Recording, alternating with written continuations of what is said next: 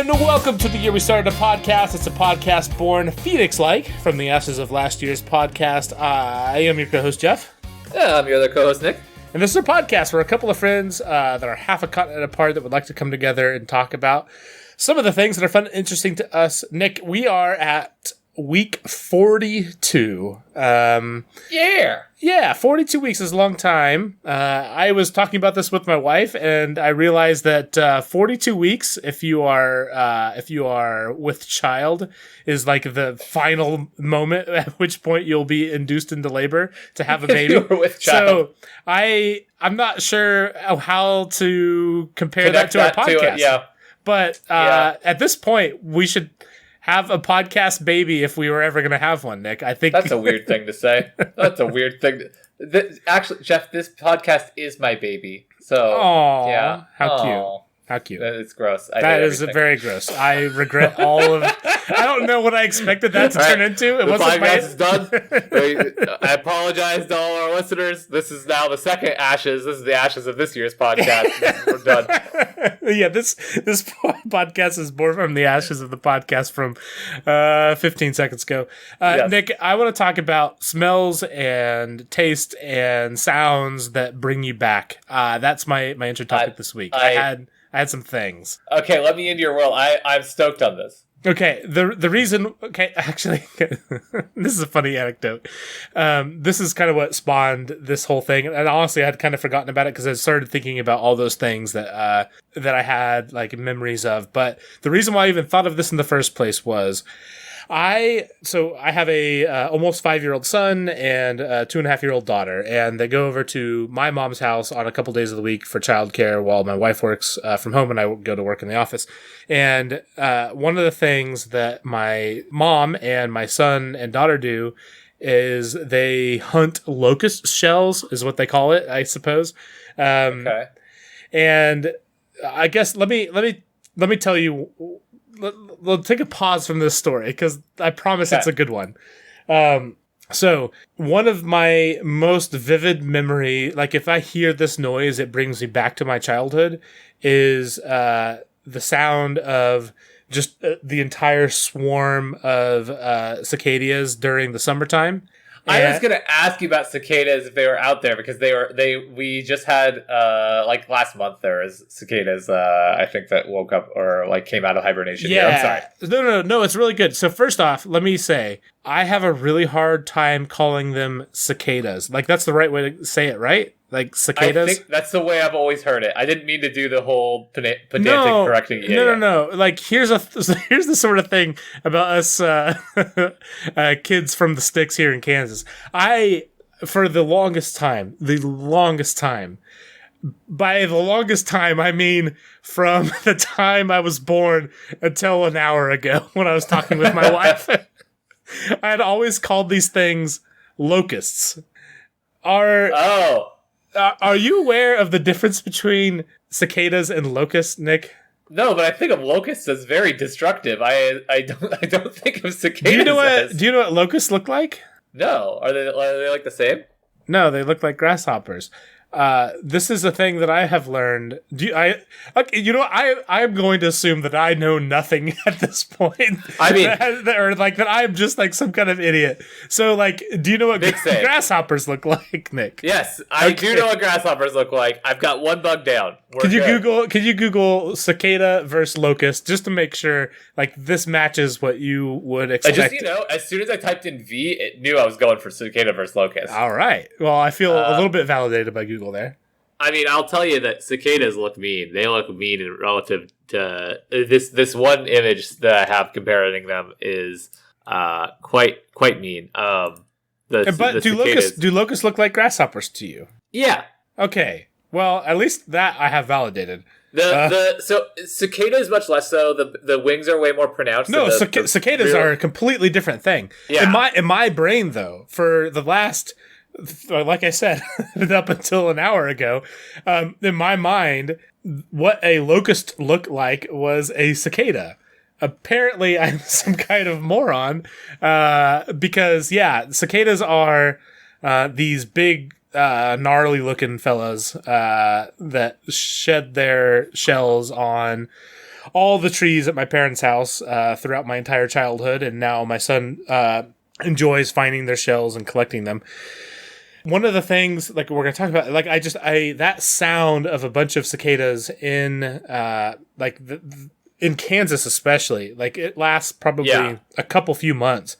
It is so loud outside for like from probably late June, maybe early July, until like the beginning of September or That's something like that. That's so cool, because when you hear cicadas out here, I don't think we have like giant swarms of them or whatever. I was like, I've heard them before, but never in like massive quantities. And I've watched YouTube videos because Jen's like, no, they're really loud. And yeah, like I'm like, that's not my experience with cicadas at all. That's so cool. Yeah, and maybe I will not be lazy and actually just go record out of my parents' house one of these next couple days before we release this episode.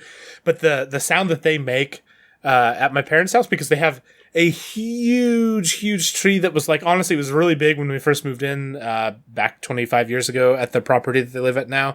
It is absolutely enormous now. And the amount of cicadas that have turned that into their home is absolutely ridiculous. That's awesome. For the 3 months or however long they're there. It is very, very loud and very, very cool. It reminds me of my parents every time we hear it. Where we live, we can definitely hear it at night, but it is nothing compared to out there on their property. Figured I would drive over here and take a quick recording and kind of get a feel for what my childhood was like, the sounds and such. It's actually quite beautiful. There are basically no clouds in the sky where we are at. So I have the beautiful mix of absolutely beautiful noises, and since we don't live in a big city, I'm in just the middle of nowhere at my parents' house. Absolutely beautiful night sky. I can see hundreds of stars, and off in the distance where there is clouds, there's an absolutely beautiful lightning storm going on. And then this is the tree that I talked about in the podcast, where you can stand under and hear this.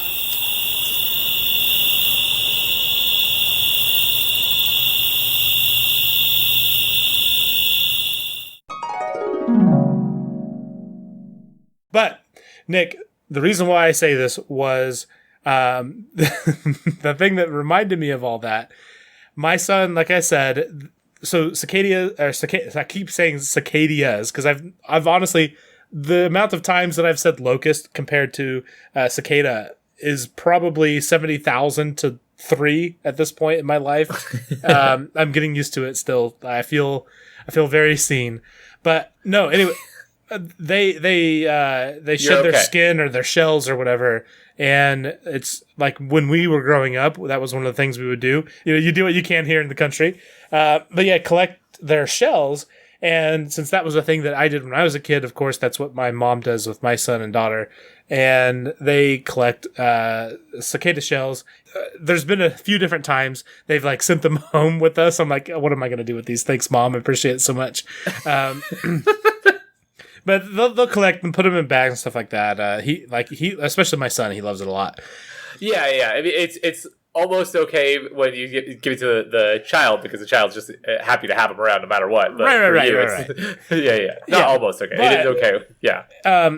So fast forward, my parents are out in Colorado right now, and they have me come take care of their dogs, and we have some chickens and stuff like that, and so I handle all that stuff. Okay, like I trade it off with my brother and sister, and we all take our turns. But what I normally do there is they always have like so much food, and I'm gonna take my tax of some snacks or something while I'm there. If I'm gonna have to show up to their house and let their dogs out and do all this other stuff, like I just want to say I also collect that tax on my parents whenever I'm in their home, and I'm not always in their home because I'm doing them a favor so much as sometimes they are doing me a favor. But I still collect the tax. I just Yeah, exactly. Yeah, it's very important. It's only fair. Totally fair. Anyways, the other day I was there and I was collecting my my good son tax, and I grabbed this bag of chocolate covered like peanuts or nuts of some sort, and I opened it up, and as I was reaching in, I realized that they were cicada shells, and I've never jumped out of my skin so hard. That'll do it. Yeah. It was very bad. Very bad. I did not collect my tax that day, for sure. Didn't dig in? You didn't dig in? I did not dig in. It was like, well, it was on their counter, and I'm like, oh, food on the counter. It's little chocolate things, like, which isn't outside the things they would normally have. Like, that's not unheard of. And, but no, it was what I would categorize as the polar opposite of that. So it was very disturbing.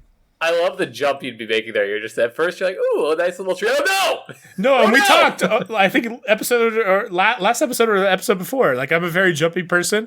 Like, that was an example of which I jumped very bad. I believe it. Anyways, Nick, so that's just kind of an anecdote. I want to talk about just the sounds, the smells, the tastes that really bring you back to a moment in your childhood or some sort of recent memory. Like, you can't help but have that be something that cements you back in a memory. Do you have any examples of anything like that? Yeah, so I've got two. When you brought this up to me, I feel like we've talked sounds so much that like I don't want to overdo the sound thing because I've talked about music and stuff on this. We've talked about music and memory before, and it was good. But you guys can listen to our other podcasts on music and memory. But for smell, so weirdly enough, the smell of the ocean, like and even even like dirty beaches kind of bring me back to both like my very young childhood and also when I first moved out in college when I was 18. Me and my four roommates got this rented this small house on a beach near a community college while we went to community college there, and we were like a block from the beach. And every day walking home and like parking outside and having to like walk down the street from the park area to the house, it was like you could always have that salty smell of from the beach, very sandy vibes. And I feel like I'm 18 and like going home and like hopefully gonna have a bonfire that night or something dumb. You're just wasting time like every 19-year-old who's got their first taste of freedom and thinks they're a proper adult. Like that's where I'm at when I get that is a very good one, Nick. Like, because like I feel really how strong it is, because obviously I didn't have the same experience as you, as that was like a part of my formative years or anything, but I definitely have that same sort of thing. It's just tied to a handful of vacations that I've had, but it is very, very strong, very distinct. Yeah, like that is very interesting. Yeah, exactly. Beach smell is not like offensive really, but it's definitely very present, right? So there's that. Do you have any other ones besides the cicadas? Nick, do you know what? So this is you're the one who turned me on to Rise Against back in like 20. I did. Or not 20. I almost said probably 2013. 2009, 10, right? There's a particular song by Rise Against called "Life Less Frightening." And it was a part of Nick and I back in 2000. Yeah, it was 8 or 9. I looked on YouTube. I found the YouTube clip. So if you can find the actual YouTube video of this, it's me and Nick playing a video game where this was the back half of that video game, and that was the soundtrack that I edited the video to. We did some stuff back that long ago. It says 11 years ago, just so you know. So this video, I know exactly what that YouTube name is, because that YouTube channel name is, because I am that guy. And I want to let you know that it's got 163 views from 11 years ago. I am probably 50 of them. I'm probably the other 73. There you go, right? So we got like 30 to account for. They're probably the other friends we were goofing around with. But yeah, no, that is something that, like, that was such a special time of being a young adult and having a group of friends and being able to do stuff and have fun playing video games and having the time to edit videos and make stuff. And like, it was such a cool thing. I was very proud of what we had done, and I had listened to that song 70 billion times. I know, right? No, that's totally fair. I actually associate that song with this too, and also I will say I love that time period. This is the exact same time period I'm talking about. I mean, so this is October 26, 2009, and I moved out in June of 2010. Oh my gosh. I would have been 18. So like, this is literally the exact same time period, and I think there's just something special for everybody about like, when you're first an adult and you don't have all of the full adult responsibilities, you don't necessarily have like a family. And I know this is a very privileged outlook because a lot of people have to grow up faster than I did. But like, you know, there's such a special thing about like just getting to enjoy friendship and like getting to kind of explore your own passions in adulthood, like on your own terms a little bit. It's good. Yeah, it was a very special time. I enjoy it very much. It is immortalized by a dumb video I made using multiple captures from different people and yeah, man, like, edited together. Like, it was all very. It was a very cool time. I very much so look on that fondly. Okay. Ditto here. So smell and taste. We haven't talked about either of those. You have any for either of those two? Oh, I had smell covered, but okay. But I've got a taste one too. I know this is dumb, but you know what I really, really love is I really love crappy churros, like plasticky churros that you get at like any amusement park ever. I feel like every amusement park of all time sells like a $5 churro for some reason. That's $5, and it's true. It is true. and it's stale every time, but it's also really cinnamony and good. And like, that is absolutely. Like, I'm like 8 years old following my sister around Knott's Berry Farm, or 10 years old following her around Great America or Six Flags or whatever, all over again, whenever I have one of those, which is very, very rare. But anytime anyone brings up churros, I can like taste it, and I'm like, oh man. Oh, Stephanie, I appreciate my older sister letting me tag along and be the dorky younger brother she had to watch over while yeah, it's good times. Oh man. That is a good one for sure. I don't know. Should I do this? I have two sentimental ones and then one like just weird one that lay it on me. Okay, lay them all on me in whatever order. Okay, I'm gonna do the most sentimental, which is so my grandma passed away like 15 years ago, but the thing that I remember most was she would like so they had like my mom's side of the family. There's like flipping, I don't know, like 30 grandkids. Like, is absolutely buck wild. And we would all get together, and every time we would have a family gathering, my grandma would make malts using like this recipe that probably was from like 1950. And that's cool. And it was the exact same from the time that I was 3 years old, probably, till the time that I was probably 17 or so. But it was absolutely just like that like my mom still does it, quote unquote, but there's just nothing that can ever like quite tie to that exact thing that she did. It was very unique. Totally. Like, she had Hershey's chocolate from like a rectangle can that I don't even know how like she found that. Like, it very much looked like it was from like some grocery store in the 60s. How grandparents all like had their like grocery shop that like nobody else had? Like they all have like the mom and pop. Yeah, it's great. But no, it was very special. The other thing let me jump in. Okay. One, your mom made those malts for us when we were out there. Oh yeah, and they were fire, dude. So kudos to your mom. If she can't find the OG chocolate, that's okay, because she's still doing it good. But that's very special. Thank you. Of course. And then not quite as wait. So my favorite part about this is in my head. If your grandma had like 30 grandkids, at some point she's probably just like, I can't form like a meaningful relationship with all. If I just give them sweets, it'll be fine. If I just make like a dope sweet, they'll all love me. I won't have to know anything about their lives. It's fine. You know what the crazy thing about that grandma is? She is the one who got me started on video games. She got me addicted to the original Zelda back in the day. Like, oh, nice. she is the freaking best. Like, there are so many special memories I have of video games. That's so But cool. like back in the day, is Maltz and Zelda and Mike Tyson's Punch Out. Dude, can I just tell you, that still sounds like a great day right now. Like, I want to go have fun. Yeah.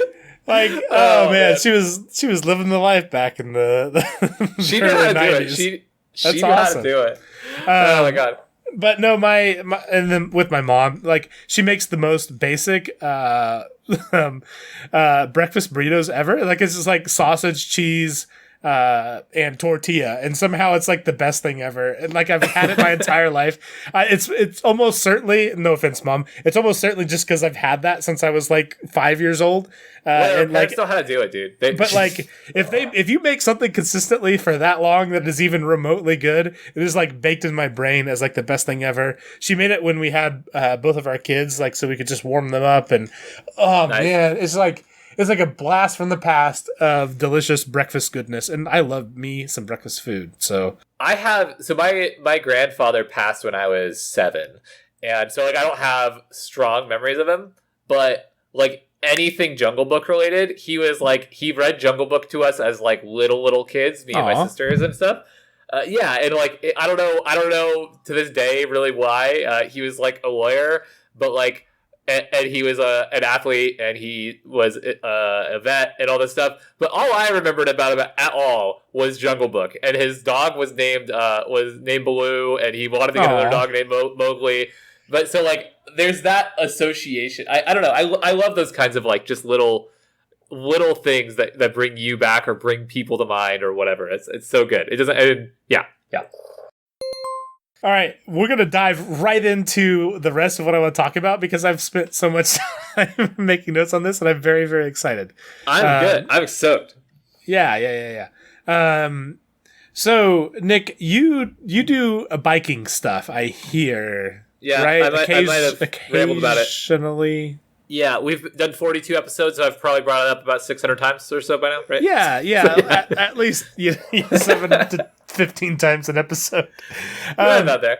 Nick, I definitely, I promise, I pay attention. I don't really know the scale of which your rides are. Can you describe, like, if you go out, I do know that, like, yeah. Obviously, you go. Actually, what am I talking? Like, just you tell the listeners, like, what is a typical ride for Nick if you're going out, you have a good time, like this kind of typical of what you go and work out at. So usually, I'm lucky enough that there's a lot of good riding here.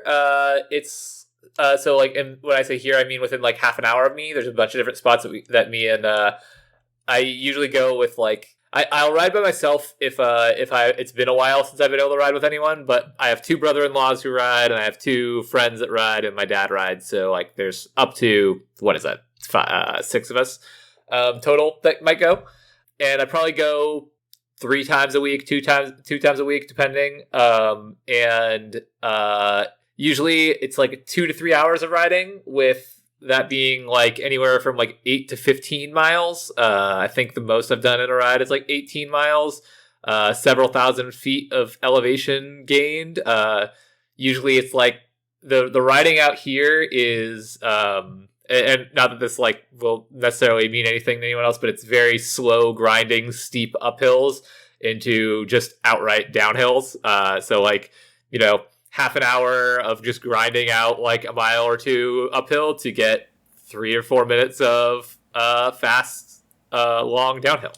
Yeah. Do you know what your typical elevation gain is on kind of one of the more grueling uphills, or is that like you have to guess? The most I ever really do is about 3,000 feet of elevation gain.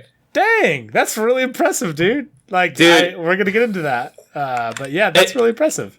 I will say that one is, I think it's like slightly easier than most of my other like feet of elevation gain, because I think that like I think that for me, and like I don't know if this is universally true. I'm not like, I don't follow like road cyclists and cross country cycling stuff, but it's a more gradual climb the days that we do 3,000 feet, which is pretty rare.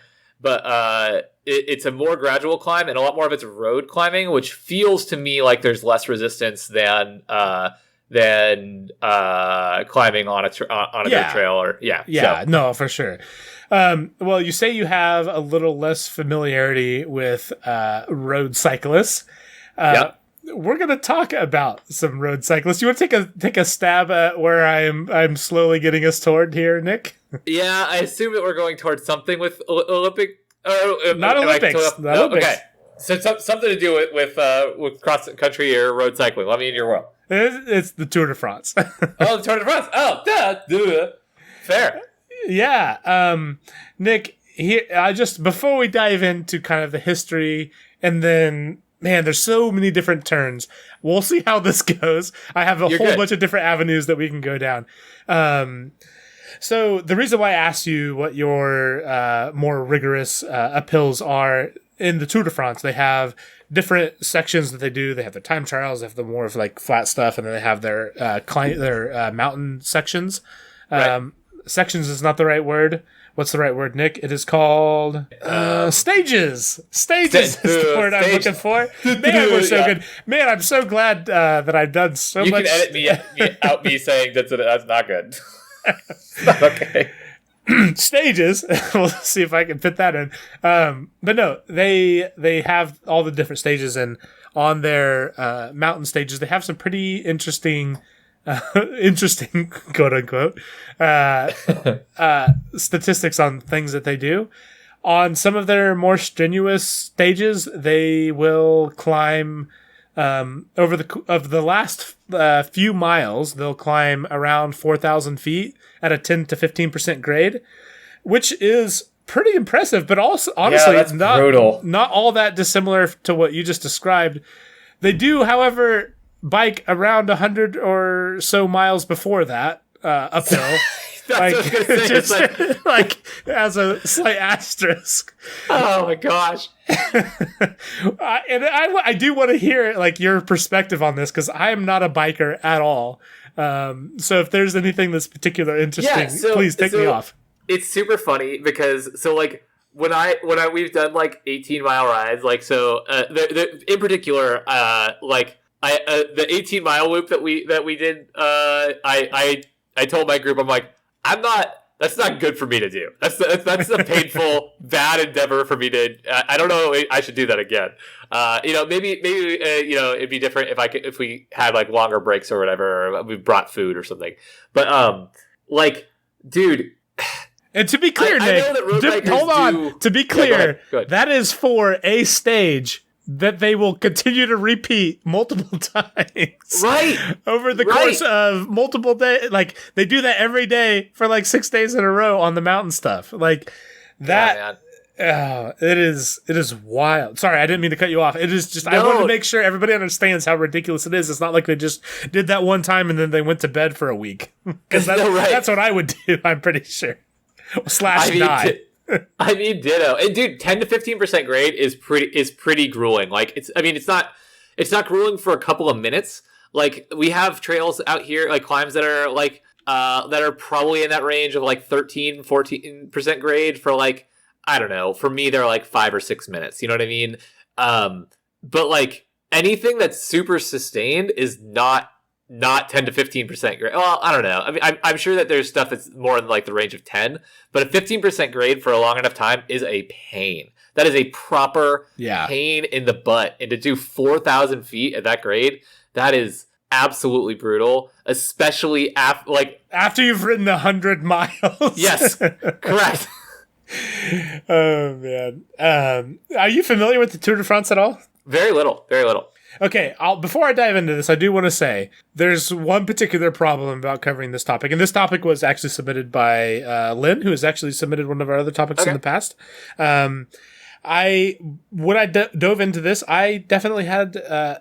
obviously, I knew what the Tour de France was, but most of my exposure were from the Lance Armstrong years from my youth, which have been since a little bit tainted. But the reason why I want to say any sort of preamble for all this, I am spectacularly bad at pronouncing French words, and so I've mostly edited them to just be phrases that I've made up. And I want to apologize to everybody who's able to say French things. I almost sent you one of the French pronunciation like things for how to say a particular city that the Tour de France normally goes through. And okay. We already do enough bad things that are not good, like audio medium things. Like I don't need to be sending videos and pictures of totally how you pronounce things. But anyways, so the Tour de France has been around since 1903, and okay. I love how this started. So this started because there was a newspaper guy who was like, "Hey, what would be cool is if we had a bicycle race that was really, really strenuous, and that we could cover it because we created it, and that would increase sales." Like, I love the advertising birth of the Tour de France from all the way back in 1903. Like, it is very, very much in the DNA of this podcast. There's nothing that advertising cannot create, apparently. I completely agree. Advertising, it runs our lives. Yep. So there were before the first tour, there were 15 entrants, which is not a lot from the initial ask. And one of the big reasons it was unpaid. And back then, not a lot of people could afford to just, take a couple weeks off of work and go ride a bike race. So they delayed the race a little bit and ended up saying like, "Hey, if you can maintain a certain pace throughout the race, we will pay you the equivalent of a factory's worker's wage." And once they did that, they had 60 participants. Wait, a factory's worker's wage for just a day? No, every day while they were doing the race. Yeah. Which I think back then was like a couple weeks or something like that. Okay. So they paid them like 2 weeks' wages so that they could do the race.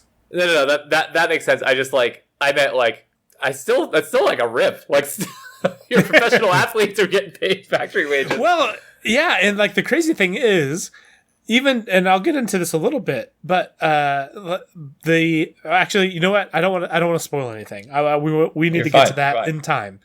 So there was a 20,000 franc prize or prize pool for the racers, and 6,000 some odd went to the winner, and so about a third or so. And in modern U.S. dollars, that converts to something like $210,000 today. Damn. Which for a first race of a thing, like that's not too bad. That's a pretty good haul. You have to, not you, but like I have to, and like the broad you have to remember that like when sports are new, there's just not the fun. Like it's not they necessarily are not attracting enough people to have huge payouts and huge salaries and all that stuff. I mean, you hear stories about like NBA players in the 50s and 60s had like other summer jobs. You know what I mean? Like they had other jobs because it was like, And you know what's crazy, Nick, is honestly adjusting for, and maybe I'm completely wrong here, because this is like the thing where this isn't like a thing that I just found on Wikipedia or found on a YouTube video or found in an article. This was Jeff doing his own research trying to figure this out. Right. I think if you convert that to US dollars compared to what people earn today, I think it's about like half or a third of what they earn today. It's not even that much more nowadays. Like that's all things considered. And if you look at it, compared to other sports like this, like compared to tennis or compared to golf, like which I feel like are one of the bigger individual sports that you can earn money at, like it's significantly less than what you could earn in those. But I do think there's a little bit of a reason why, and we'll get into that a little bit. But it's very interesting to know, like from the get-go, it was honestly not all that dissimilar of a compensation to what it is today. I wonder if that part of that is just that like that mountain biking doesn't really, or not mountain biking, sorry, that biking and cross country races like this, and I know that that's not technically a cross country race. Road racing is not cross country racing, but it's a similar format. I wonder if it's just not as conducive to getting to like really show off an athlete. like you don't have like there's so many racers. There's like so little time to like really watch them individually. I don't know. Do you know what I mean? No, it's a very good point. And honestly, I think that is probably a huge chunk of it. Like growing up, did you have the same experience of being very, very much aware of Lance Armstrong during his time, but other than that, no experience with the Tour de France at all? Exactly. I still don't know that I could name another Tour de France winner. Yeah, neither could I going into this. I mean, I used to watch Sports Center, so I would see like the highlights and stuff from it. Sure, and whatever. of If there course, was like a big crash or something, yeah. But like even as a person who literally bikes as like their main physical hobby, doesn't know Tour de France people, and I feel like that is kind of indicative of why that is the way that it is now, with just compensation and recognition of the athletes that do it.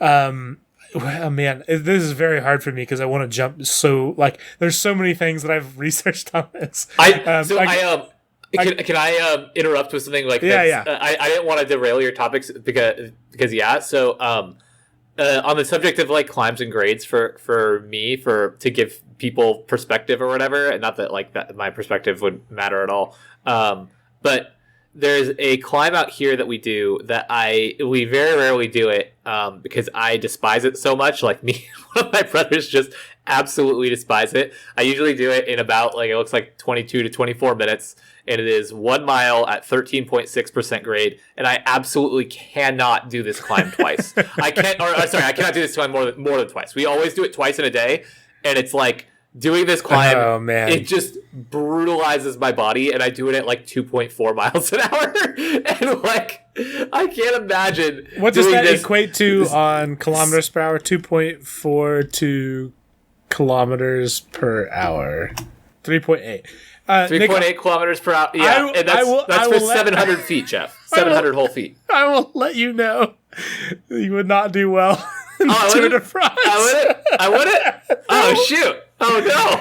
I'm going to skip my notes a little bit. Hold on. I'm defending myself here to the non-existent argument. I'm also doing this with beefy enduro tires that are grippy on dirt and yada. I don't care. I'm sure you would do. I'm sure you would do probably like 30 times better if you had road tires on the road. I don't think I would do 30 times better. Well, I'll just let you know that's what the Tour people do. They go uphill at 13% grade at like 40 miles an hour? 40 kilometers an hour? Yeah. Really? I think so. That's wild. They at 13% grade. Yeah, I don't know if it's exactly that, but I do know when they are the average is something like 40 kilometers per hour throughout all the things, and when they are getting close to the end of the race, they will typically have to push. I almost said end of the race. At the end of each stage, every single day for the 20 whatever days it is, they will finish the last few, or not even the last few. It's like the last 10 kilometers at 50 to 60 kilometers per hour. And then the last bit, almost it seems to be independent of whether or not they're going uphill. I don't know how these people do what they do. I wouldn't understand. I wouldn't understand being able to do that going uphill. So the reason I say is, according to Strava, which is is not reliable for perfect speeds and stuff, but that the person who has the fastest time on this out here, like of anybody, and they have it by almost a minute, which makes me think it might have been an e-bike, but is at 7.7 miles an hour. And that's like. Dude, I mean, if they can pull it, that's amazing. That's insane. Well, regardless, even if it's flat land, they do finish up to 70 to 80 kilometers per hour on the end of each stage. So I feel like that's pretty quick. On downhills. I mean, that's so terrifying to me on the bikes that they're on, and like not just the bikes that they're on, but like on just raw pavement. Because I mean, I'll get up to similar things on that, like if I'm on like a really open trail for a little while, like on a fire road for a little while, but not for long, and I don't like it. And these guys just normalize doing it as part of a race with like 18 other riders right around them, and that's wild. So the first time that this was done, the winner was 3 hours ahead of the runner-up, so not super Not super close there. In the early days, it was actually pretty flippin' brutal. The very first time 21 out of 60 riders finished, and it, like in other races, like as few as like 18 or 15% or something like that of the riders finished. Nowadays, it's like close to 90% or something like that. Okay. But the early days were a little bit wild because they had to, since obviously it wasn't a known thing, they had to dodge people on the road. They had to dodge horses and carriages, and there were reports of fans of other riders throwing nails on against the teams that they didn't like. Hey guys, don't do that. I like that. And I'm going to kind of jump around here because I do like kind of this story. You're so, fine. do you want to take a stab while I scroll down here what the youngest winner of the Tour de France is? I'm going to guess like 19 or 17. Dang! Or like 19 is exactly 19? right. Good job. It's Henry Cornet. He was the youngest winner of the Tour. However, he was not the first person to cross the finish line in that year. It was 1904, which you'll note is the second year of the Tour de France. Okay. Do you want to take a stab at what happened? I want you to think it. I've given you some examples of some cheating that's happened. You can't pick from any of those. Wait, frame the question for me again. Okay. Well, let me give you one last point of reference. Okay. Nowadays, the people racing in the Tour de France do not race overnight. Right. Back in the day, starting from 1903, it was basically as long as you could go, race across this country. This is why the 19-year-old won it back then, is because he just had Coca-Cola, which had cocaine in it, and he was. Well, this is one of the avenues we're not going to take because, like, my goodness, the history of drug abuse in the Tour de France is crazy. We're not going to talk about that though. But no, so let's take that as a side. You could go all night, and why did this guy, who did not finish first, but actually quote unquote won the Tour de France? Like, what happened? Do you think? Dude, I don't know. I would just think that he. So I would just think that he finished at a time when there's no one around, or like something, or like when he wasn't allowed to finish, or something like that, right? Like, or am I crazy? Like, did he break the rules in some way? It's not a super fair question. No, so he was the only one that finished in, like, I think it was like the top 6 or 10 or something like that that did not get disqualified, because since everybody was doing stuff at night, it was, especially back in 1904, extremely difficult to like know what was happening with people. And turned out all the people that finished ahead of him took a train for a good part of the ride. Got called out and subsequently disqualified. So I've seen this a lot. I know that this happens in like marathons and stuff. Yeah, too. it does. It's wild. Yeah. It's so funny. Yeah. I've watched a clip of someone getting caught on this, where she was like, there was like a women's marathon race, and this woman like trails off, and to me it's very obvious, and she like dips around, and she's got her head bolting all over the place as she like gets into like what is like literally just a taxi. Like, lady, you're on camera. I think there's also an instance of that happening with some twins. I think also in the women's marathon, where one of them like ducks into a bathroom or something like that, and then that's so funny. The one pops out of a bathroom 6 miles later or something crazy. It's so crazy. I don't know if that's true or not, but I do feel like I remember something like that. I mean, shoot, you could even just do really well with that, just from an endurance standpoint, right? Like, just let one do half the race so that they can go all out for the first half, and then like, that'd be too good. I'm sorry, this is a super derail, but have we talked about the Morris twins in the NBA? Maybe on our Patreon podcast, but there's like something where maybe they've switched places in the playoffs or something like that. There's people who believe, and there's like long lists of reasons why that the two Morris twins in the NBA, who are like literally even get the exact same tattoos except for one on their chests that says, like, so under their shirts that say their names or something. There's reason to believe that one of them got hurt in the playoffs one year and like rolled his ankle, and so his brother subbed in for him the next game, and like, I just think it's the funniest conspiracy of all time. Like, the funniest, most petty, like, conspiracy of all And time. potentially plausible. I don't know. Potentially plausible. Yes. I'm sorry. It's a total derailer, but go ahead. All right, we got to move quick, Nick. I have so much more I want to talk about. Yes.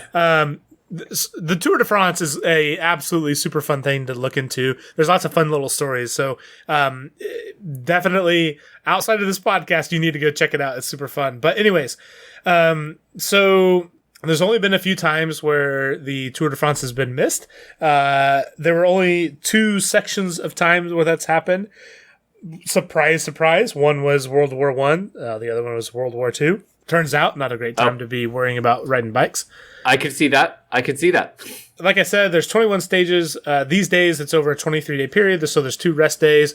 It's super interesting to see, like, modern-day athletes. There's, like, trackers and stuff like that on their recovery from heart rate perspective and stuff like that. They are absolutely freaks of nature. But anyways, there are the time trials. There's the flat stages and the mountain stages. There's different colors of shirts or jerseys for each of the climbers that do the best in that particular area. Cool. Yeah. So this I knew.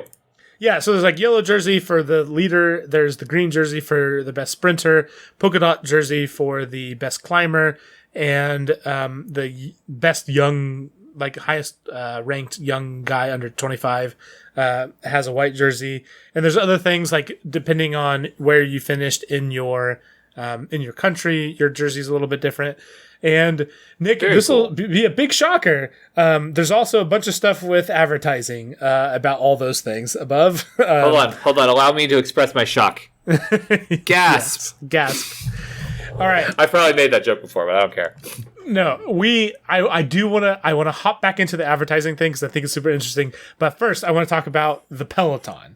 Does this mean anything to you, Nick? If I say Peloton, the Peloton, not the brand that is the thing that makes the bikes and the treadmills these days.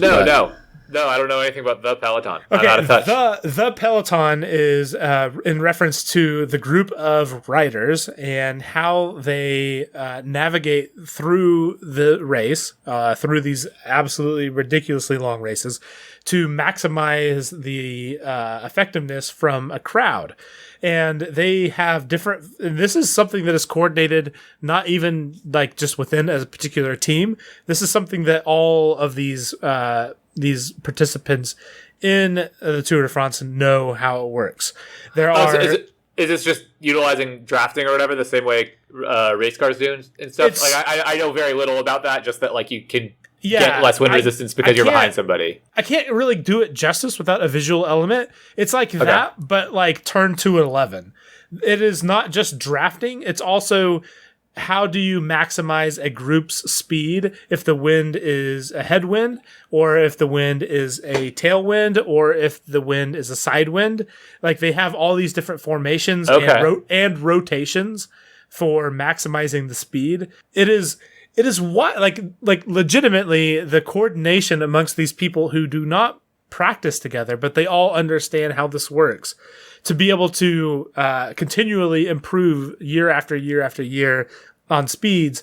It's just absolutely mind-boggling that as something that they can do.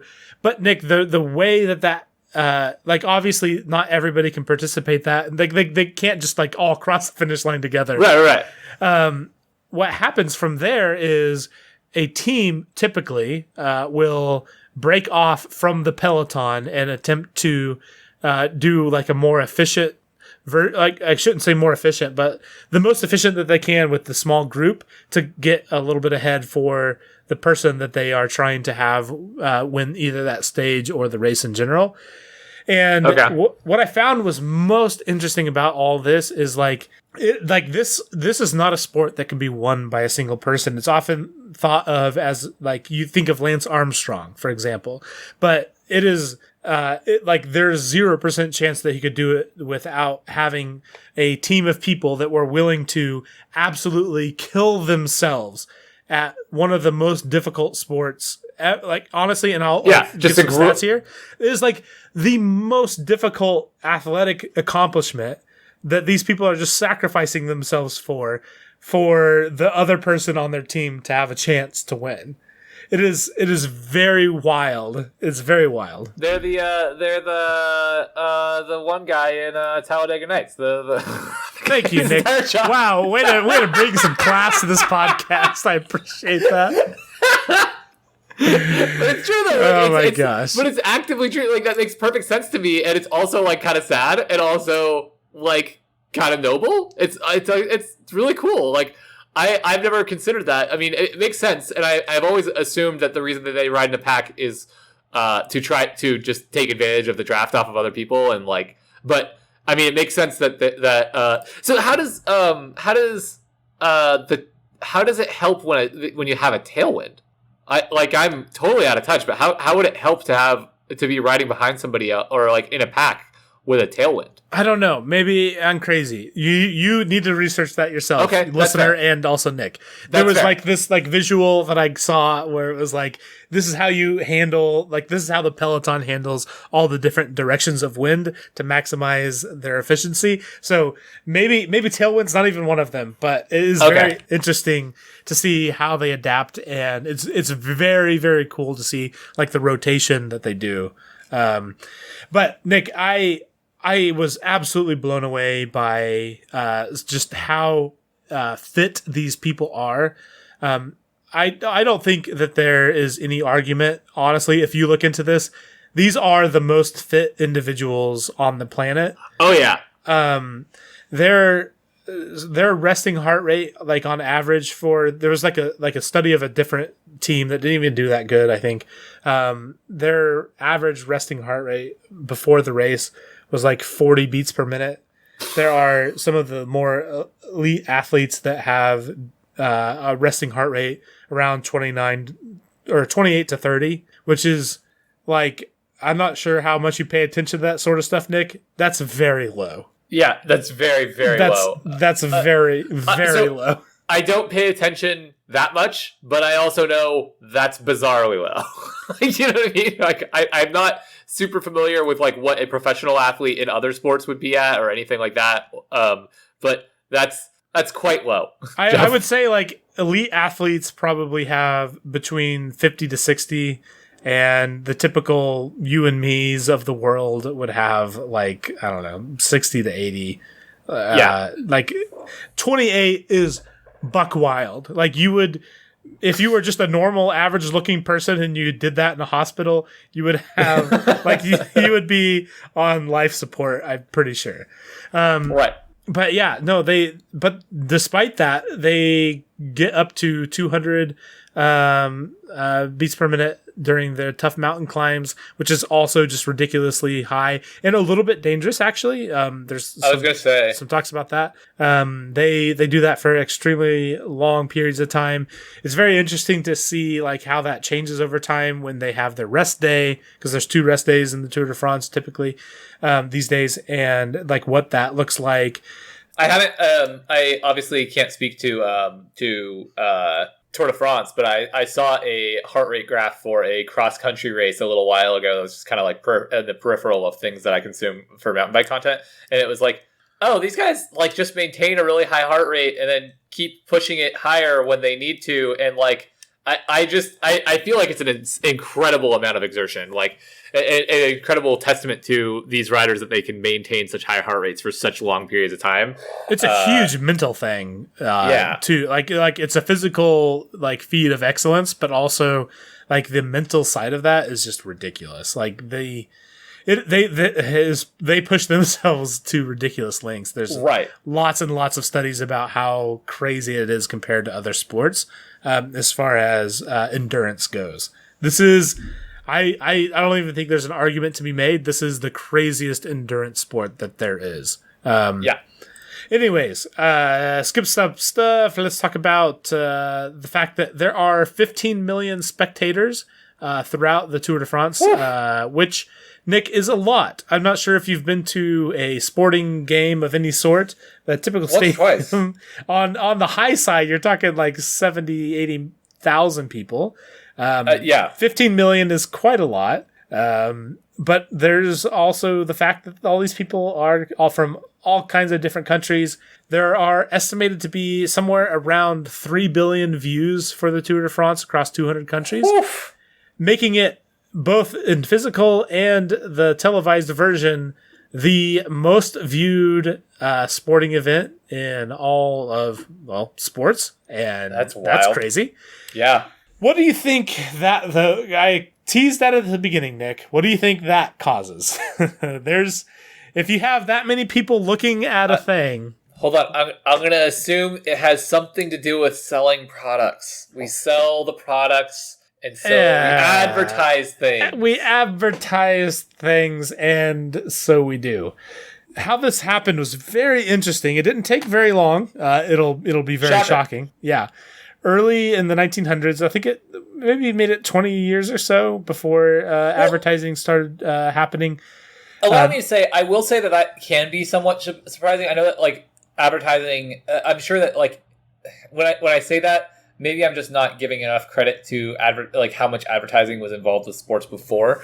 But there's like a big resistance in basketball to jerseys getting the small patch that's like an advertisement in the NBA. And I know that the NFL doesn't have it, but like NASCAR cars are just covered top to bottom in ads, and like soccer jerseys can sometimes be covered depending on where they're playing and stuff. So I'm sure it's like somewhat relative, and I'm sure that I know for a fact that advertising has ramped up in recent years. So maybe I'm like, being overly cynical in my absolute love for advertising being a part of everything in the world. But sorry, continue. Like it was. So first off, I'll pause and say they are absolutely riddled with brands nowadays. Yep. So that's just is what it is. That's how they make their money.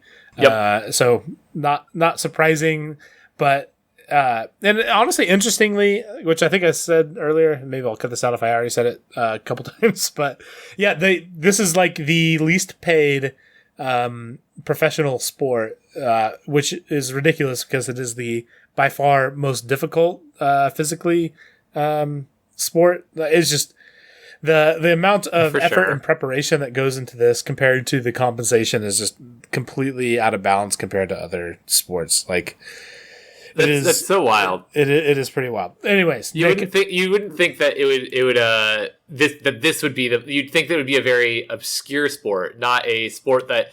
I mean, with 3 billion viewers or whatever for a single event, the most viewed event, the Tour de France. Like right. you would think that it would be able to at least compensate the people that participate, right, in a competitive manner. But no, it's not even that much more than what it was back in 1903 as far as what the dollar can buy. So, very interesting. But anyways. So early on, there was a thing called the publicity caravan. It happened pretty early on and formalized early in like the 20s or so, where they would follow the racers and they would have all these different ads for things. But do you want to think of, Nick? I feel like you've listened to these sort of things enough. What is a problem with a caravan of companies following racers that maybe would prohibit their effectiveness in the advertising space? They'd either not keep up, or they wouldn't be able to be in shot for like the shot would be on the caravan, or I'm not sure. Well, and like to be clear, like this isn't. Caravan of like cars. This is pre-television. Right. So they didn't worry about the shot, but everybody just like who's gonna stick around to watch the ads after the race, right? Like, everybody left. I was thinking like near the pack, but that presents a whole other host of problems too. It's like if you fall behind a little bit, you have to like dodge cars. Like, you gotta dodge the caravan. It's part of the obstacles of the race. It's like, but I'm on a bike. It's a caravan of trucks. I don't want to dodge trucks. Oh well. So there was a chocolate company. Again, I think this was like 1930. that wanted to be in front of all of the racers. It was a company called, I'm going to do my best, Meniere. And they paid 50,000 francs to do so, which was like a quarter of the original max price for that. So definitely wanted to wanted to make sure that they were able to do so. They obviously wanted to do so because spectators would gather outside of, get outside and get out onto the road where the races were going to be driving past well before. And so they had their trucks with lots of candy and chocolates before the racers were getting there so that they could get their brand out. They had like 500,000 hats that had their company's name printed out that first year. Right.